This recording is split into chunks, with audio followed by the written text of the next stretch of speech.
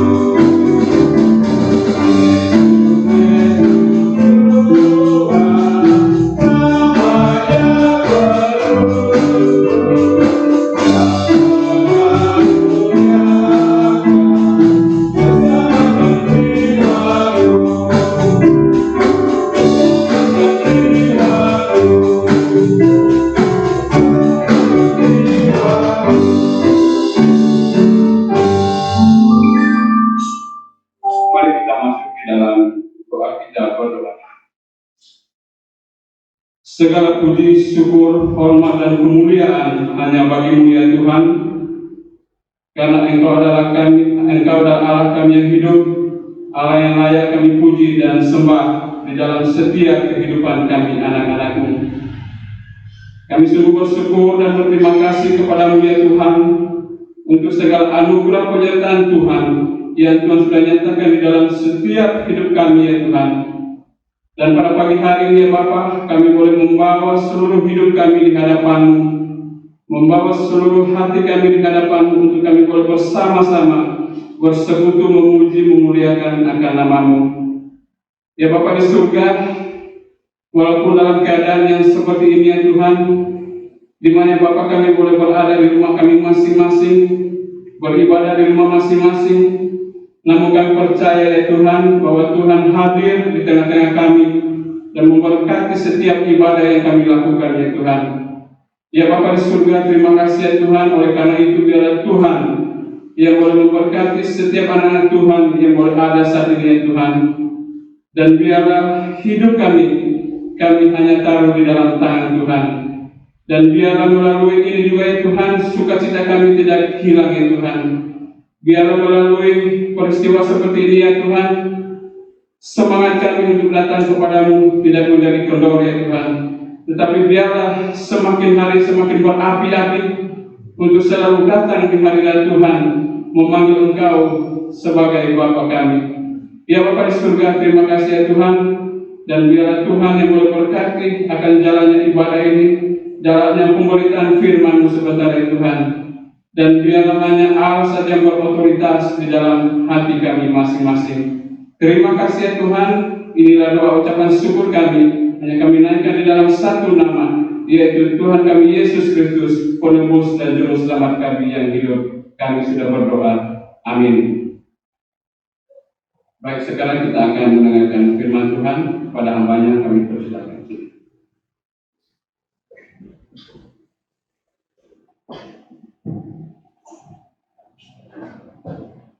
Salam Bapak Ibu saudara-saudara yang dikasihi oleh Tuhan.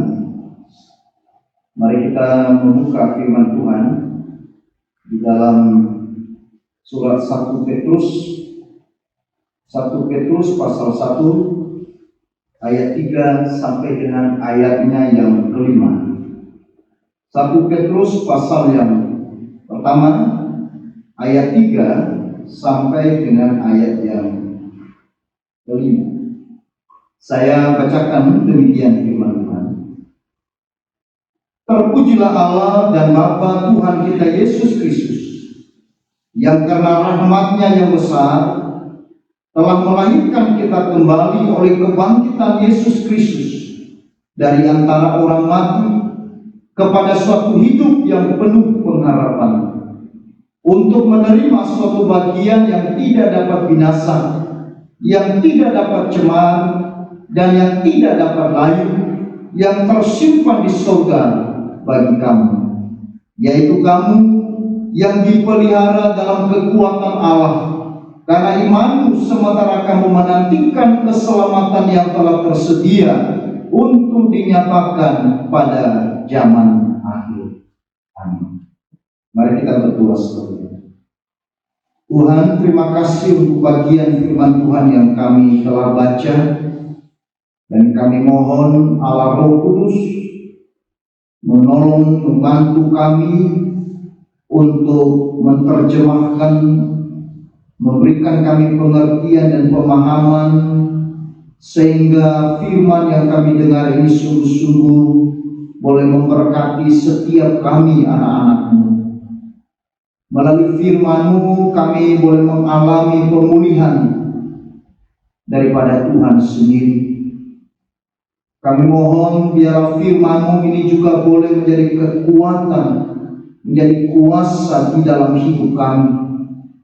Di tengah-tengah zaman sekarang ini, situasi kondisi yang Tuhan izinkan terjadi di muka bumi saat sekarang ini, tapi firman-Mu yang menghidupkan, membangun, dan meneguhkan akan iman percaya kami.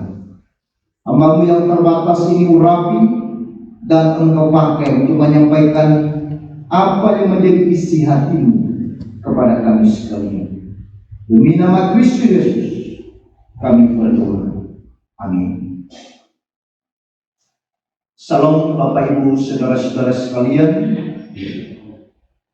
Ketika kita membaca bagian surat ini, langsung saudara-saudara muncul sesuatu yang sangat kontras dalam pikiran kita.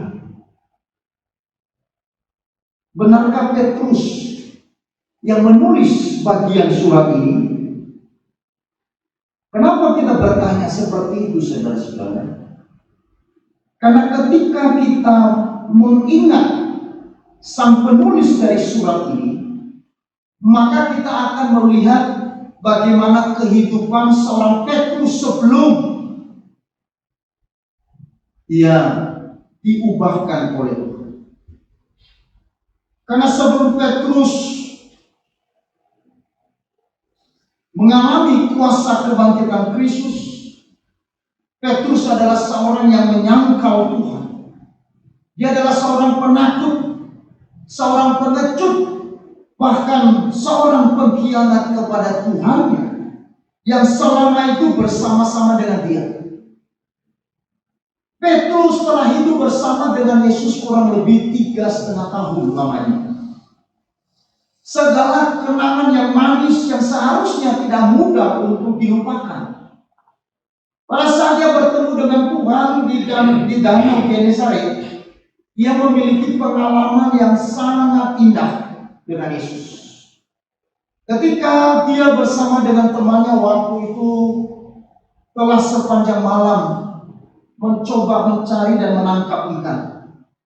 Tetapi sampai dengan pagi hari, Petrus dan kawan-kawan tidak menangkap seekor ikan pun. Lalu saat itu Yesus menghampiri mereka dan berkata, "Tebarkanlah jalanmu." Lalu kemudian Simon Petrus menebarkan jalan. Dan apa yang terjadi, saudara-saudara? Petrus dan kawan-kawan menangkap ikan yang begitu banyak. Peristiwa itu peristiwa yang sangat manis. Peristiwa yang sangat berkesan bagi seorang Petrus. Itulah sebabnya ketika Simon Petrus melihat mukjizat itu, ia tersungkur di hadapan Yesus dan berkata, "Tuhan, tinggalkanlah aku orang yang berdosa." Dan saat itu Petrus tanpa ragu dan rela meninggalkan perahu dan jalannya yang selama ini merupakan sumber bagi penghidupannya. Perahu dan jalan bagi dia adalah mata pencaharian. Tetapi ketika dia melihat Yesus yang telah melakukan mukjizat pada saat itu, Petrus meninggalkan semuanya itu. Ini adalah suatu sikap heroisme dan keberanian yang luar biasa, saudara-saudara. Bukan hanya itu juga. Di dalam perjalanan bersama dengan Yesus saat itu, dia selalu menyatakan pengakuan imannya kepada Kristus. Dia dengan lantang dan berani berkata, "Aku adalah murid yang mengasihimu." Bahkan ironis sekali, saudara-saudara, beberapa jam sebelum Yesus ditangkap, tatkala pada malam itu Yesus bersama-sama dengan murid-muridnya melaksanakan perjamuan malam. Yesus menegur kepada Petrus,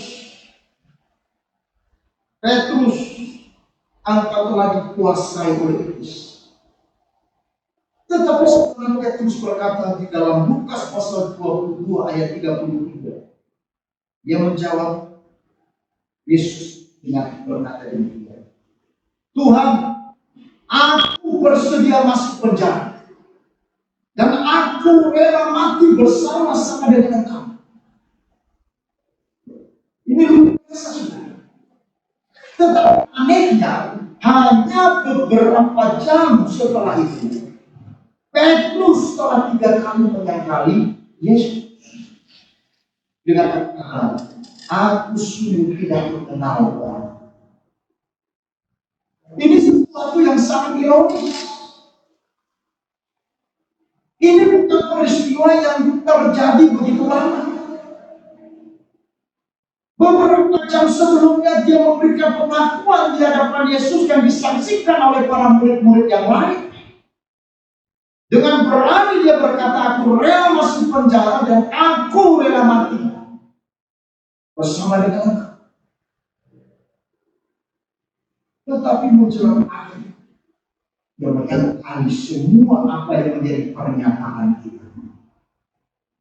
Saudara-saudara yang dikasihi oleh Tuhan, banyak orang Kristen di zaman sekarang dengan lantang, dengan berani memberikan pernyataan-pernyataan iman yang luar biasa.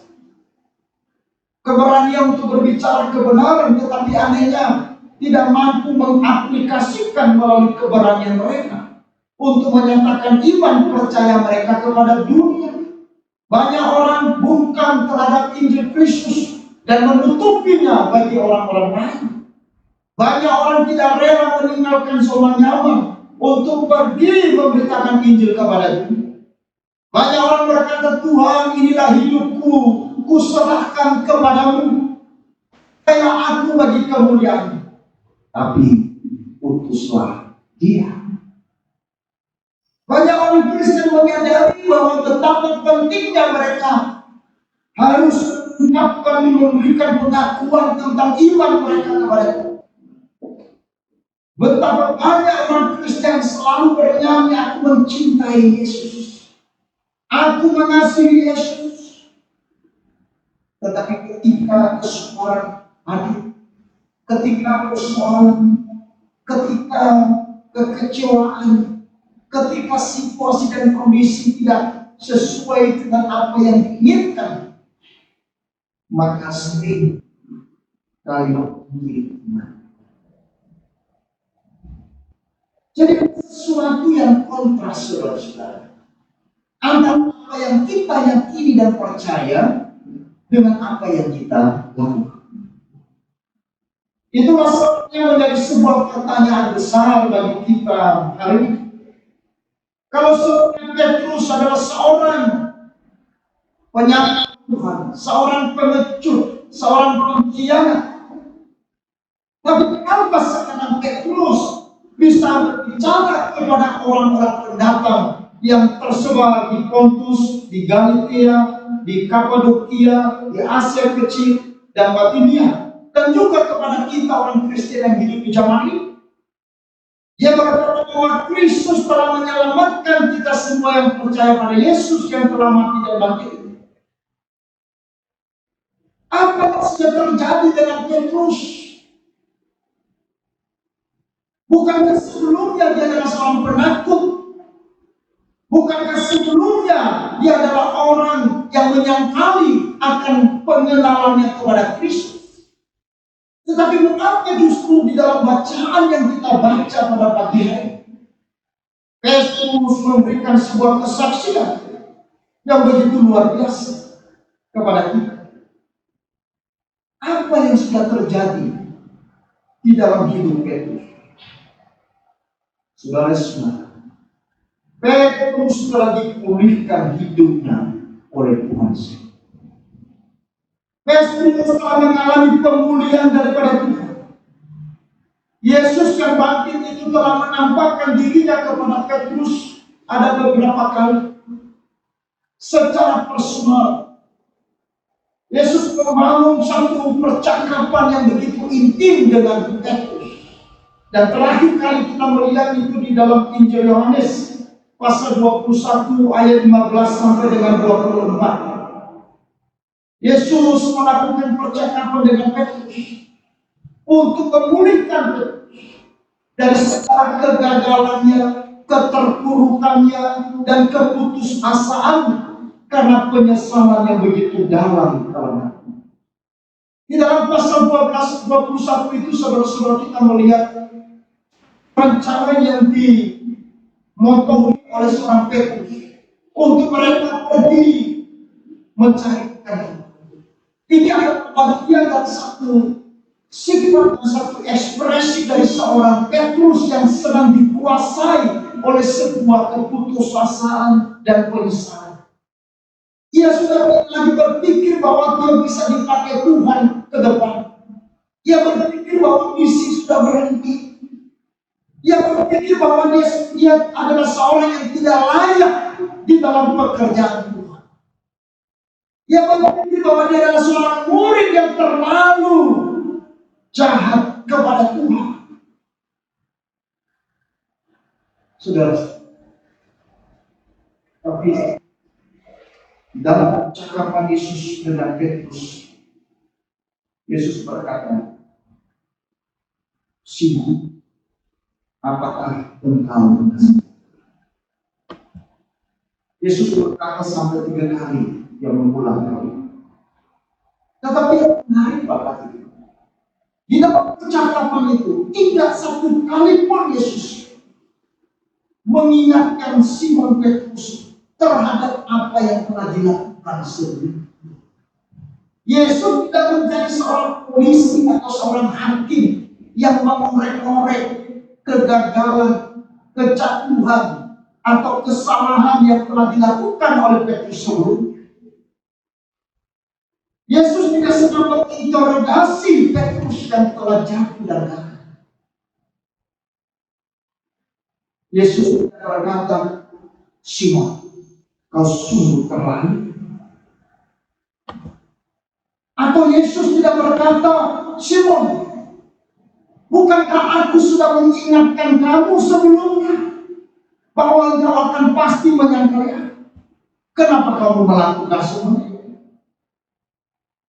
Dalam percakapan itu saudara-saudara, kita melihat satu pribadi yang penuh dengan kasih. Yesus berdiri di hadapan Petrus dan berbicara dengan penuh pengertian dan kasih yang membuka kasih Petrus kepada dia. Dan akhirnya Petrus berkata, "Aku mengasihi engkau." Maka peristiwa itu Bapak Ibu menjadi titik awal dari pemulihan Petrus di hadapan Tuhan. Itulah sebabnya Petrus yang telah mengalami pemulihan itu menasihati kepada jemaat yang sedang di perantauan, menasihati kepada orang-orang Kristen, kepada orang-orang percaya yang hidup di zaman ini. Apa yang menjadi inti nasihatnya, saudara-saudara? Mari kita baca di dalam ayat yang ketiga. Terpujilah Allah dan Bapa Tuhan kita Yesus Kristus, yang karena rahmat-Nya yang besar telah melahirkan kita kembali oleh kebangkitan Yesus Kristus dari antara orang mati kepada suatu hidup yang penuh pengharapan. Yang pertama, saudara-saudara, Petrus menasihati kepada jemaat-jemaat yang ada di perantauan, kepada orang-orang Kristen yang hidup di segala abad, untuk selalu memuji kepada Tuhan. Petrus katakan, terpujilah Allah dan Bapa Tuhan kita Yesus Kristus, yang karena rahmat-Nya yang besar. Sehingga di sini Petrus memuji Tuhan. Dia menyembah Tuhan. Alasannya apa? Ada. Yang pertama, saudara-saudara, karena Tuhan sudah memulihkan dan menyelamatkan hidup. Petrus memuji Tuhan karena rahmat yang besar, yaitu anugerah keselamatan yang menjadi alasan dan yang mendorong Petrus untuk senantiasa memuji Tuhan. Petrus betul-betul memahami dan merasakan akan kedalaman kasih Tuhan. Itulah sebabnya membuat Petrus tidak henti-hentinya bersyukur dan memuji Tuhan dalam hidup. Sehingga walaupun sekarang ini kita penuh dengan tantangan, dengan persoalan, kesukaran, bahkan aniaya, tapi Petrus berkata di dalam ayat yang ke-6 berkata demikian, bergembiralah akan hal itu, sekalipun sekarang ini kamu seketika harus berduka cita oleh berbagai pencobaan. Saudara-saudara yang dikasihi oleh Tuhan, Petrus sekarang berbicara bahwa bergembiralah sekalipun dalam seketika kamu harus berduka cita oleh berbagai pencobaan. Petrus yang dulunya penakut, Petrus yang dulunya tidak mau ambil resiko, Petrus yang ingin menyelamatkan dirinya sendiri, tetapi hari ini berkata bahwa duka cita, penderitaan, aniaya, kesukaran karena Kristus adalah sebuah kegembiraan. Kenapa Petrus bisa berkata sedemikian? Karena Petrus melalui kebangkitan Kristus, hidupnya telah dipulihkan. Orang yang sedang mengalami kebangkitan Kristus, orang yang sedang mengalami kuasa kebangkitan Kristus, hidupnya akan pasti dipulihkan. Sehingga menjadi orang yang mengerti betul betapa bergembiranya, betapa bersyukur, betapa bersukacitanya hidupnya, bukan karena apa yang diberikan oleh dunia, bukan apa yang dilihat oleh mata, tetapi karena keselamatan yang dari mana? Keselamatan yang pasti di dalam Kristus, yang terpati dan bangkit, yang menjadi sebuah kegembiraan dan sukacita hidup kita. Karena kita tidak menjadi orang yang sia-sia di dalamnya. Ini pula yang kita saksikan dari seorang Ayub di dalam kitab Perjanjian Lama. Ayub menyikapi segala pergumulan hidupnya yang berat. Ayub meresponi bukan cintanya yang begitu berat, bahkan yang begitu dalam, sakit penyakit yang begitu luar biasa. Di dalam Ayub pasal 1, Ayub berkata, terpujilah nama.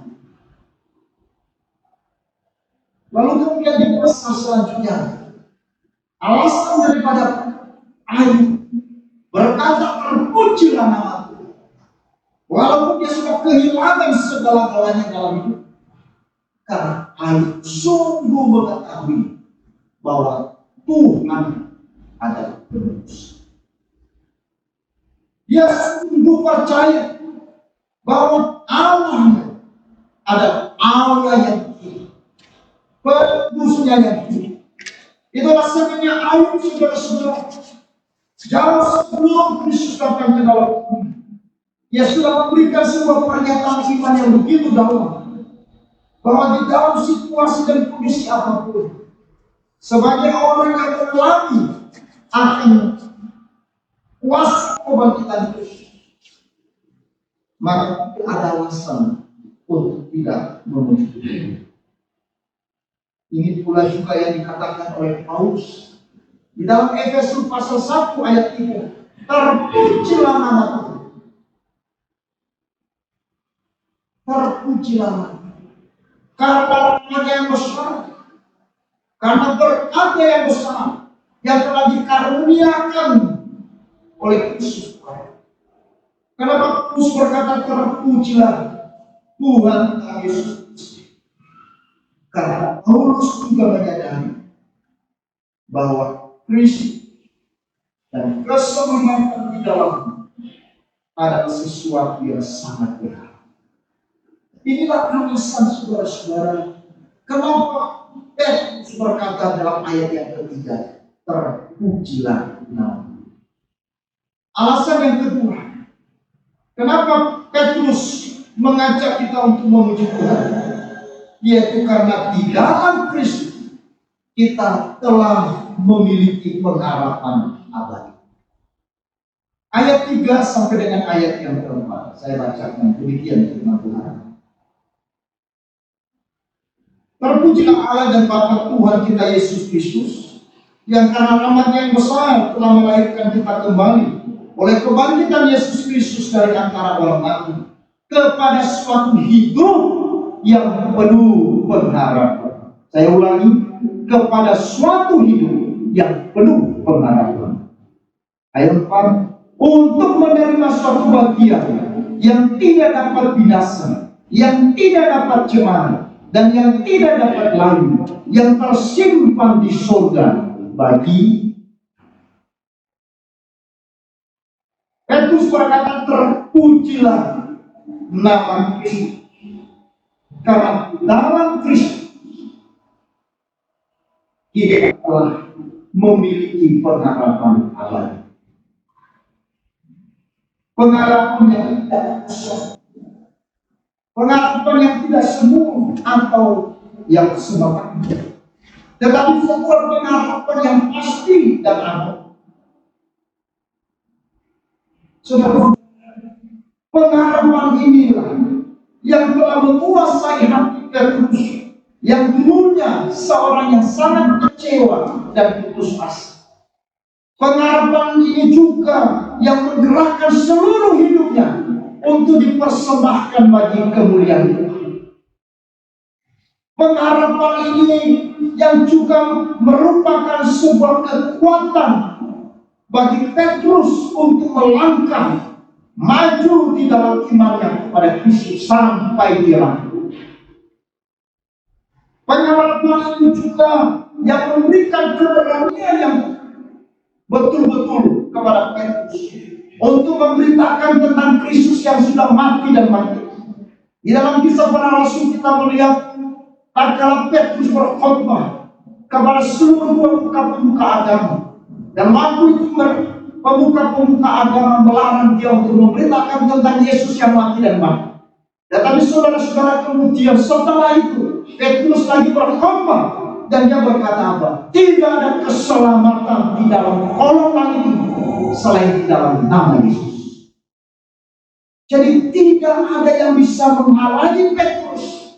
Tidak ada yang membuat dia takut lagi, karena dia sudah dipulihkan oleh kuasa kebangkitan Kristus.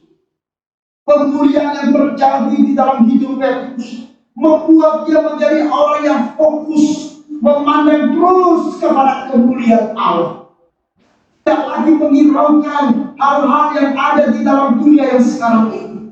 Ini yang membedakan Petrus sebelum dia mengenal kuasa kebangkitan dan setelah dia mengalami kuasa kebangkitan. Petrus sebelum dia mengalami kuasa kebangkitan, Petrus adalah seorang yang berorientasi kepada pengharapan-pengharapan yang sementara. Petrus berorientasi kepada apa yang dilihat oleh manusia. Petrus berorientasi kepada apa yang menjadi keinginannya untuk menjadi seorang murid yang besar di antara murid yang lain. Tetapi setelah Petrus dipulihkan oleh kuasa kebangkitan Kristus, Petrus dia menjadi orang yang tidak menghiraukan dirinya sendiri. Petrus juga adalah seorang yang tidak menghiraukan masalah, kesukaran, tantangan, ancaman yang datang kepada dia. Dia hanya berfokus kepada kemuliaan Allah, fokus kepada apa yang menjadi janji Tuhan kepada dia. Bahwa dia tahu, dia yang sudah percaya kepada Yesus yang sudah mati dan bangkit. Kebangkitan yang memberikan sebuah kepastian dan pengharapan yang kekal. Bahwa setiap kita yang percaya kepada Yesus, iman kita tidak akan menjadi sia-sia. Pengharapan yang kita miliki bukan pengharapan kepada dunia yang bisa binasa, yang dapat cemar, yang dapat layu. Tetapi pengharapan kita adalah untuk menerima bagian yang telah disediakan Allah bagi saudara dan saya yang percaya, dan itu tersimpan bagi kita di dalam kerajaan surga.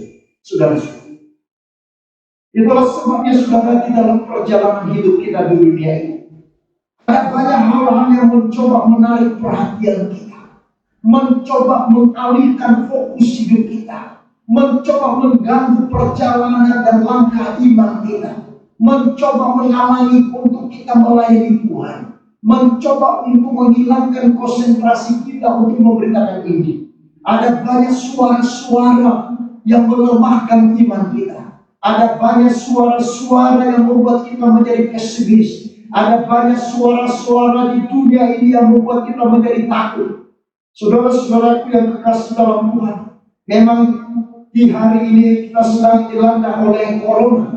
Dan saudara-saudara, di medsos, di TV, di media, dan lain-lain sebagainya, kita melihat ada suara-suara, ada perkataan-perkataan yang membangun, yang memberikan hal yang positif, yang meneguhkan, tetapi tidak sedikit, banyak sekali yang membuat kita menjadi lemah, yang membuat kita menjadi ragu, yang membuat kita menjadi takut, membuat kita menjadi kecut dan terhati. Tetapi saudara-saudara, Petrus berkata, jangan pernah memperdulikan apapun yang engkau hadapi. Anggap itu semua sebagai sebuah kegembiraan. Kalaupun seketika engkau harus berduka cita, tetapi itu tidak selamanya. Perhatikan saudara-saudara kalimat ini. Petrus berkata, kamu seketika harus berduka cita. Petrus tidak berkata selamanya kamu berduka cita. Tapi Petrus berkata dalam ayat 6, bahwa kalau Tuhan izinkan masalah, Tuhan izinkan sebuah ujian, Tuhan izinkan sebuah ada kesulitan dalam hidup kita, itu bukan untuk selamanya, hanya dalam waktu yang seketika. Kita juga harus percaya, saudara-saudara, jemaat yang dikasih oleh Tuhan, kalau Tuhan izinkan hadirnya musibah, hadirnya persoalan yang membuat dunia sekarang rontok, membuat dunia menjadi takut, ingat, itu hanya seketika. Kenapa saudara-saudara? Karena Tuhan telah menyediakan sesuatu yang kekal bagi kita yang percaya. Saudara-saudara, makanya jangan tutuplah telinga kita terhadap hal-hal yang menggelisahkan. Tutuplah telinga kita terhadap suara-suara yang melemahkan iman, yang membuat kita kecut dan tawar hati dengan situasi-situasi yang Tuhan izinkan kita hadapi. Saudara, ada satu ilustrasi. Ya, sekarang suatu kali ada sebuah perlombaan panjat tebing. Para pesertanya adalah para kakak dari segala jenisnya. Nah, ketika mulai tanya perlombaan ini, penonton semua bersorak-sorai mendukung para kakak-kakak yang mereka jagokan. Tapi di tengah pertandingan itu beberapa kakak menyerah. Karena perlombaan itu sangat berat sekali. Hanya ada 5 kakak yang terus berjuang mencapai menuju garis akhir. Setelah mulai perlombaan dan mereka mulai memanjat, semakin berat tantangan yang dihadapi oleh kakak.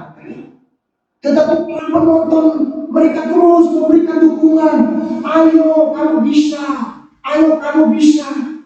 Tetapi pada akhirnya setelah mereka melihat kemampuan para kakak, para penonton ini mulai bicara berbeda. Para penonton itu berkata dan berteriak kepada kata-kata itu. Mereka berkata, sudah, kamu berhenti saja. Kamu harus menyerah saja. Ini medannya terlalu berbahaya, bisa membunuh kalian. Sudah, menyerah saja. Akhirnya saudara-saudara, dari 5 kakak yang tadi terus berjuang, tinggal 1 kakak. 4 kakak menyerah dan mengundurkan diri di tengah perjalanan. Tapi ada 1 kakak, walaupun para pendukungnya meneriakkan supaya menyerah, supaya berhenti, supaya tidak lagi meneruskan perlombaan, tapi aneh, kata yang satu dia terus memanjat, dia terus memanjat, dan akhirnya saudara-saudara, kata ini sampai di garis finish. Apa yang terjadi? Semua para penonton kaget dan mereka penasaran sekali, saudara. Lalu mereka mencoba cari tahu, kenapa kakak ini dia berani terus berjalan, dia tidak berhenti di tengah perjalanan.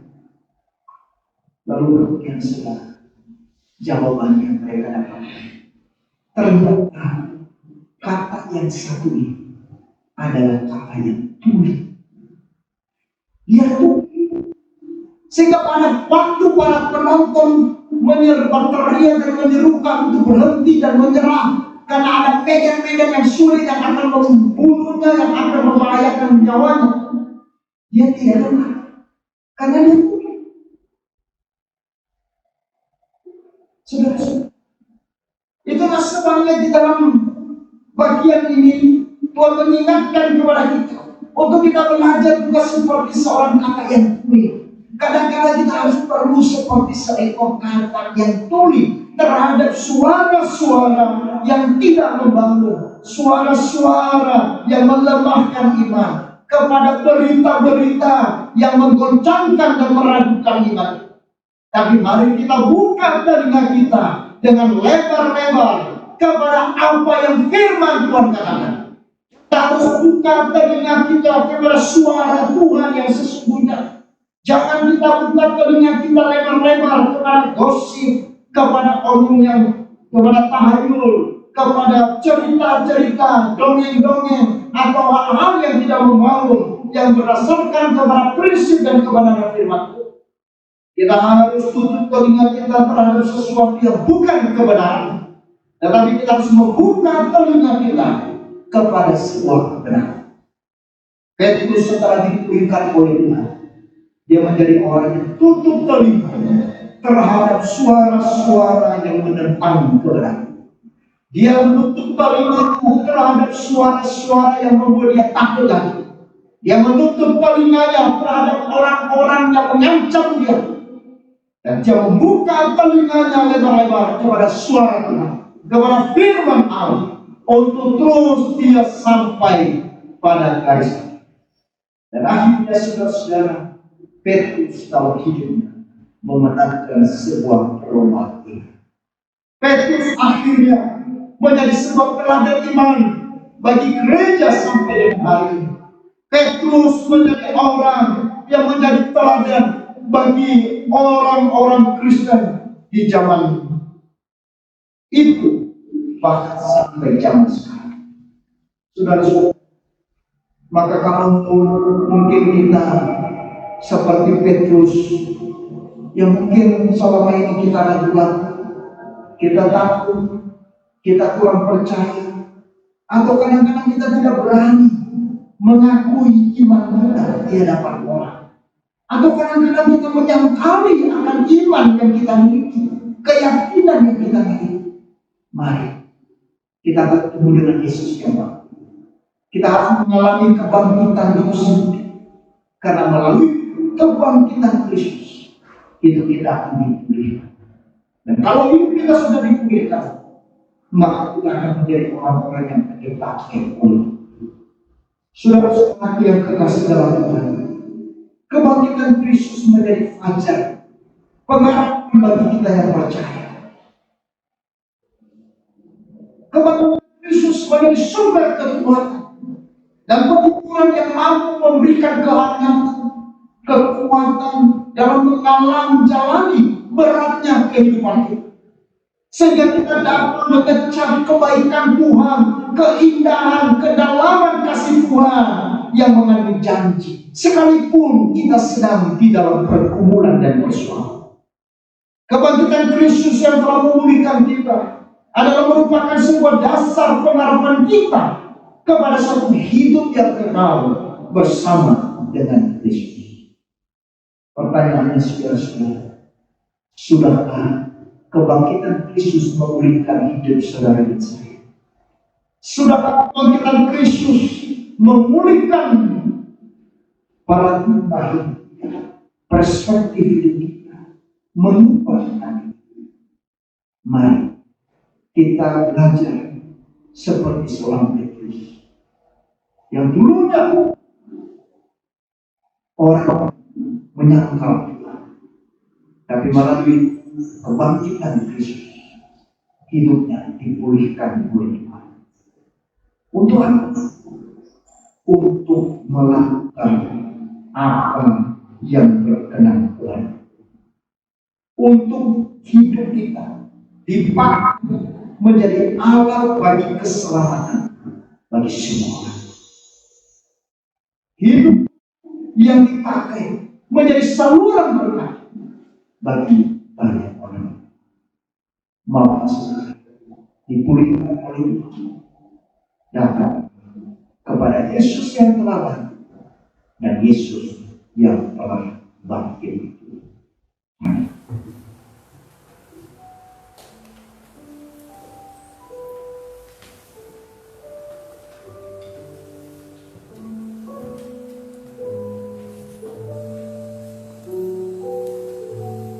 Baik, demikianlah pemberitaan firman Tuhan. Maka berbahagialah orang yang duduk diam untuk mendengarkan firman Tuhan dengan setia, karena mereka adalah orang-orang yang diberkati oleh Tuhan melalui firman Tuhan. Amin.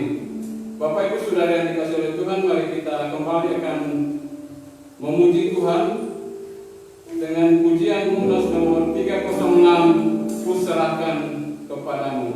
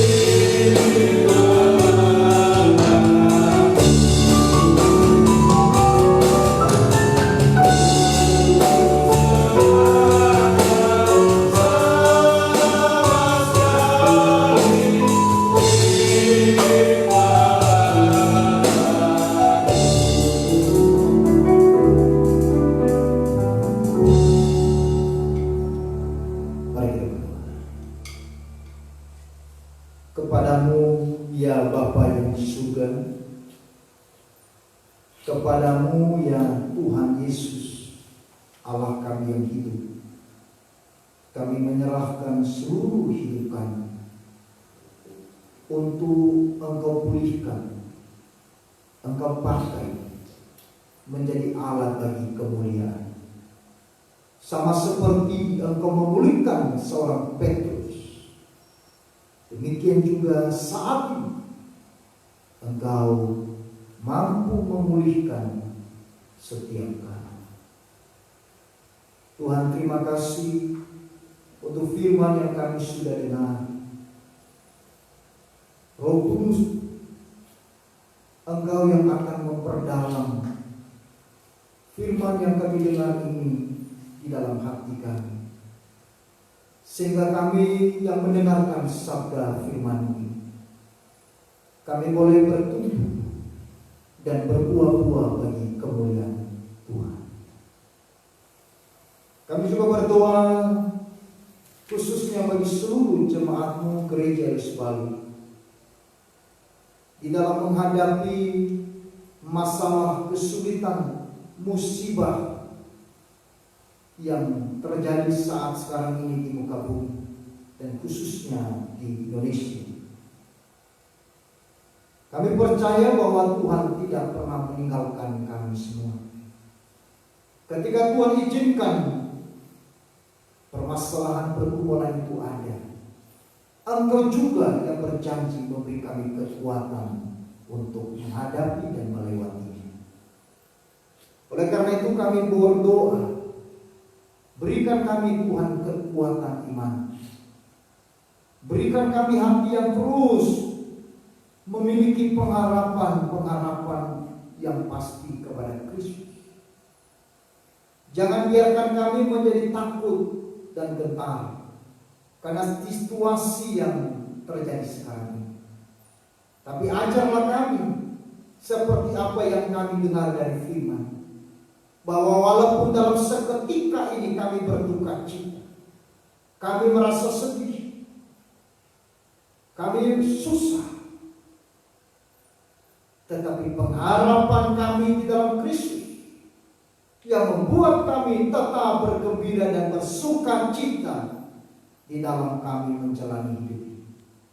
Karena apa yang telah Tuhan sediakan bagi kami adalah bagian yang tidak dapat binasa, bagian yang tidak dapat cemar dan tidak dapat layu. Bagian itu yang tersimpan bagi kami dalam kerajaan surga. Tuhan, terima kasih untuk anugerah-Mu yang besar. Itulah sebabnya kami hendak terus memuji-muji Tuhan, sama seperti seruan Petrus kepada jemaat pendatang untuk terus memuji Tuhan. Bapa di surga, berkatilah pemerintah kami di dalam menangani akan situasi COVID-19 ini. Kami berdoa secara khususnya untuk pemerintahan Bali. Tuhan, Engkau juga yang akan bekerja di dalamnya ya Tuhan, sehingga melalui situasi ini Engkau mengajarkan kami pengalaman-pengalaman iman yang membuat kami makin dekat, makin bersandar dan bergantung kepada Tuhan saja. Karena sesungguhnya dunia bukanlah sandaran dan pegangan hidup kami yang sejati. Dunia ini akan binasa, dunia ini akan hancur, tetapi firman-Mu untuk selama-lamanya, janji-Mu kekal untuk selamanya. Tuhan, terima kasih. Kami berdoa untuk jemaat-jemaat yang sedang sakit, mari Tuhan pulihkan, berjamah dengan kuat kuasa. Yang sedang di dalam kekurangan dan kesulitan, mari Tuhan Engkau yang mencukupkan dan menyediakan apa yang kami perlu dari hari ke hari. Terima kasih Tuhan. Terima kasih. Kami percaya bahwa kami akan mampu melewati hari-hari kami bukan bukan dengan kekuatan kami, tapi karena Kristus yang sudah bangkit itu berjalan bersama dengan setiap kami yang percaya. Inilah doa kami. Terpujilah nama Yesus yang saat ini juga akan memberkati kepada kami dengan berkat-Nya. Berkat damai sejahtera dari Allah Bapa, cinta kasih daripada Tuhan Yesus Kristus, dan persekutuan dari Allah Roh dicurahkan kepada saudara-saudara sekalian, mulai dari pagi hari bahkan untuk selama-lamanya.